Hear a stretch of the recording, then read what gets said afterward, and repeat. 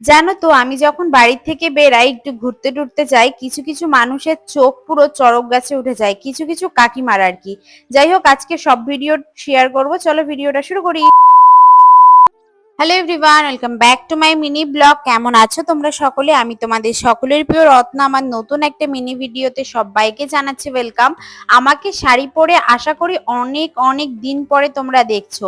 আমি শাড়ি পরতে প্রচন্ড পরিমাণ ভালোবাসি, কিন্তু সময়ের সঙ্গে এখন আর সেরকম ভাবে শাড়ি পরাই হয় না। ভাইকে নিয়ে তো আর বাড়ির থেকে এখন সেরকম ভাবে বেরোনোও হয় না, তো আজকে অনেক দিন পর আমি ভাইকে নিয়ে বেরিয়ে পড়েছিলাম। আর ভাইকে নিয়ে বেরোনোর পর প্রথম আজকে আমার একটা লোকেশন খুব ভালো লেগেছিল, আর সেই লোকেশনেই ফটো তুলতে গেলাম। কি কি ফটো তুললাম সেটা তো শেয়ার করবোই, তার আগে যেহেতু আমি দুদিন আগে বিয়ে বাড়িতে গেছিলাম, আমি এই ফুলগুলো ফ্রিজে রেখে দিয়েছিলাম। আর তখন থেকেই মাথায় এসেছিল যে যেহেতু ফুলগুলো আমার বাড়িতে রয়েছে, আমি কিন্তু ঠিক একটা টাইম বার করে শাড়ি পরে ফুলগুলো মাথায় দিয়ে ভিডিও করেই ছাড়বো। আর যেমন ভাবনা তেমন কাজ, যেহেতু আমি এটা ভেবেছি তাই এটা তো আমার করতেই হবে। কোনো কিছু আমি যদি একবার ভাবি, সেই জিনিসটা যতক্ষণ না আমি কমপ্লিট করতে পারি আমার পেটের থেকে ভাতই হজম হয় না। যাই হোক, দেখো আজকে শাড়িটা কেমন লাগছে অবশ্যই জানিও। এটা কিন্তু আমি পাড়াডাঙ্গা থেকে কিনেছিলাম, প্রায় 400 টাকার মতন নিয়েছিল। এই শাড়িটা পরে আমি বড় মার কাছে পুজো দিতে যাব ভেবেছিলাম, বাট সেটা আমার আর হয়ে ওঠেনি। যাই হোক, আজকে যে লোকেশনটা দেখাচ্ছি তোমাদের সাথে, এটা কিন্তু ঠাকুরনগরের নতুন একটা ক্যাফে। এই ক্যাফেটা কিন্তু প্রত্যেকদিন বিকেল বেলা খোলে, তাই তোমরা যারা মনে করছো এই ক্যাফেতে আসবে তারা দেরি না করে আর চলে এসো। আর এই ক্যাফেতে কিন্তু রিজনেবল প্রাইসের মধ্যে অনেক খাবার তোমরা খেতে পারবে। যদিও আমি এখানে এসেছিলাম কিছু ভিডিও ফটো শুট করার জন্য, বাট লোকেশনটা তো ভালো ছিল, কিন্তু আজকের ওয়েদারটা কতটা বাজে সেটা দেখে বুঝতেই পারছো, তো সেই কারণে লোকেশনটা চেঞ্জ করলাম। যদিও কিছু ফটো তুলেছি, সেগুলো তোমাদের সাথে খুব তাড়াতাড়ি শেয়ার করে দেব। তারপর ওখান থেকে বেরিয়ে আমি চলে আসলাম মেন রোডে। আর মেন রোডটা এত সুন্দর সেটা দেখে বুঝতেই পারছো, বিকেল হলে আমাদের এই জামদানি রাস্তাটা সবসময় ভিড়ই থাকে। আর সেই কারণে কিন্তু অনেক মানুষ এখানে চলে আসে ভিডিও ফটো তোলার জন্য। আর এই জায়গায় ভিডিও ফটো তুললে সেই ভিডিও ফটো তোমার ভাইরাল হবে, এটাই স্বাভাবিক, কারণ এত সুন্দর একটা লোকেশন, ভিডিও ফটো ভাইরাল হতেই হবে।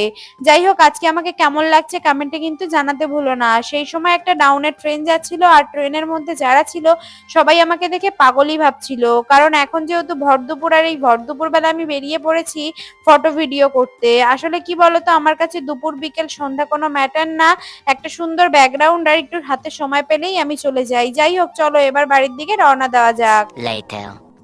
বাড়িতে আসতে না আসতেই আমার কাজ স্টার্ট হয়ে গেল, আর যেহেতু আমার কাজটা স্টার্ট হবে তো সেই ক্ষেত্রে আমার তো কাজ করতেই হবে। আজকে অনেকদিন পর এই ড্রেসটা আমি পরলাম, এই ড্রেসটা আজকে পরে আমি কোথায় যাচ্ছি সেটাই তোমাদের সাথে শেয়ার করব। যাই হোক, ফার্স্টে আমি চলে আসলাম এটিএম থেকে আমি কিছু টাকা তুলে নিলাম, কারণ এখন আমি যাব একটা সুন্দর জায়গায়। আর এই সুন্দর জায়গায় যাওয়ার পর কি কি অফার আছে সেগুলো তোমাদের সাথে শেয়ার করব। যাই হোক, আমি চলে আসলাম এমডি জুয়েলার্স থেকে আমি কিন্তু আমার যাবতীয় সোনার গয়না বানাই। তো এখানে এসে দেখি এই ক্রিস্টাল পাথরের এই ব্রেসলেট গুলো দাদা বলছে নিতে।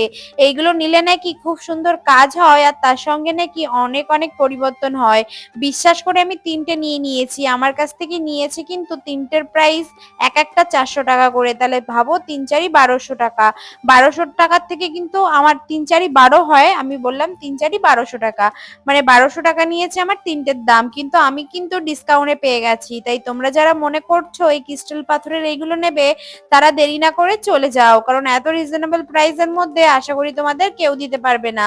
তারপর ওখান থেকে বেরিয়ে আমি চলে আসলাম মুসলিম পাড়া, যেটা কিন্তু আমাদের ঠাকুরনগরের গাইঘাটার রোডের পাশেই অবস্থিত। আমি এখানে এসেছিলাম আজকে কিছু হাঁসের বাচ্চা নেব বলে, কারণ বাড়ির যে হাঁসের বাচ্চাগুলো সেগুলো কিন্তু অলরেডি বড় হয়ে গেছে। সেই কারণে আমার এখন কিছু ছোট হাঁসের বাচ্চা চাই। আর আমি কিন্তু প্রত্যেকবারই কিন্তু এই বর্ষার সময় হাঁসের বাচ্চা মুরগির বাচ্চা কিনে থাকি।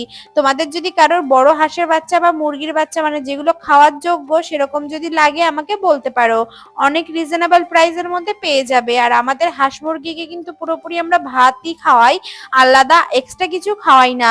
অনেক সময় কি হয়, হাঁস মুরগিকে উল্টো পাল্টা খাওয়ালে হাঁস মুরগির গায়ে অনেক তেল হয়। তো যাই হোক, বাড়িতে বসার সেই জিনিসগুলো খাওয়ার মজাই আলাদা। তো সেখান থেকে আমি যেহেতু কিছু পাইনি, তাই আমি চলে আসলাম এই যে যে মুসলিম পাড়া এই ভিতরটায়, মানে এই জায়গাটার নাম কিন্তু আঙুল কাটা। তো যাই হোক, জায়গাটার নাম অকওয়ার্ড হলেও এখানে কিন্তু অনেক কিছু পাওয়া যায়। আগে পরে এখান থেকে আমি অনেকবার হাঁস মুরগির বাচ্চা নিয়েছি। তাই তোমরা যদি মনে করে থাকো কেউ আসবে, তারা দেরি না করে চলে আসতে পারো। এখানটায় এসে তো আমার চোখ চড়ক গাছে যে গাড়ি নিয়ে ভিতরে আমি আর যেতে পারবো না। তো যেহেতু গাড়ি নিয়ে আমি আর ভেতরে যেতে পারবো না, তাই আমি আর রিস্ক নিলাম না। যেহেতু পরে একদিন আসবো ভেবেই নিয়েছি, তাই আর রিস্ক না নিয়ে চলে যাচ্ছিলাম। যাওয়ার পথে এই গাছগুলো দেখে আমার এতটা ভালো লাগছিল যে এখান থেকে একটা ডাল আমাকে নিতেই হবে। আমি জানি এখানে সিসি ক্যামেরা লাগানো রয়েছে, আমার ভিডিওটা যদি তাদের কাছে পৌঁছায় অথবা সেই ক্যামেরার ভিডিও দেখে আমাকে যদি সেরা দেখে, তারা আমাকে খুব খারাপ ভাববে। তাদের ক্ষেত্রে বলছি, তার জন্য প্রথমেই সরি চেয়ে নিচ্ছি। কারোর জিনিস না বলে ধরাটা উচিত না, কিন্তু বিশ্বাস করো ওখানে কেউ ছিল না। যদি কেউ থাকতো আমি ঠিকই কাউকে বলে ওখান থেকে পটিয়ে ঠিকই একটা চারা নিয়েই যেতাম। আর এইগুলো কিন্তু আস্তে আস্তে বড় হয়, তাই আমি মাত্র দুটো ডালই নিয়েছি, মানে ওখান থেকে দুটো ডালই শিকড় ছিঁড়ে নিয়েছি। তো সেটা দিয়ে আমি বাড়িতে গাছ বানাতে পারবো। হয়তো এটা আমি বাজারে কিনতেও পারবো, কিন্তু বিশ্বাস করো রাস্তাঘাটে এরকম গাছ দেখলে আমি নিজেকে আর সামলাতে পারি না। তো তোমাদের কাছে সরি চেয়ে নিচ্ছি, আর তোমাদের গাছের কিন্তু কোনো ক্ষতি আমি করিনি। আশা করি সিসিটিভির ফুটেজটা ওখানে রয়েছে, সেটা দেখলে তোমরা বুঝতেই পারবে। তো সেই কারণেই বলছি। তো ওখান থেকে যে গাছটা আমি নিয়েছি, সেই গাছটা নেওয়ার পর আমার বান্ধবী খুব ভয় পাচ্ছিল যে যদি আমাকে ধাওয়া টাওয়া দেয় বা পরে যদি কোনো প্রবলেম হয়। তাকে আমি বলছি, দেখো গাছ প্রেমী সবাই, তোমার ওখান থেকে একটা গাছ নিয়ে আমি যদি বাড়িতে 4টে গাছ বানাতে পারি, তাহলে কিন্তু আমি পরিবেশে অক্সিজেনই প্রচার করছি। তো এই জিনিসটা একটু ভেবেই কিছু বলো। তারপর ওখান থেকে বেরিয়ে কচু গাছগুলো দেখে মনে হচ্ছিল কচু গাছগুলো এখনই কেটে নিয়ে যাই, বাড়ি গিয়ে মাকে বলি একটুখানি সুন্দর করে ঘন্ট করে দিতে। এত সুন্দর কচুর পাতা দেখি নিজেকে আর কোনো রকম সামলে রাখতে পারছিলাম না।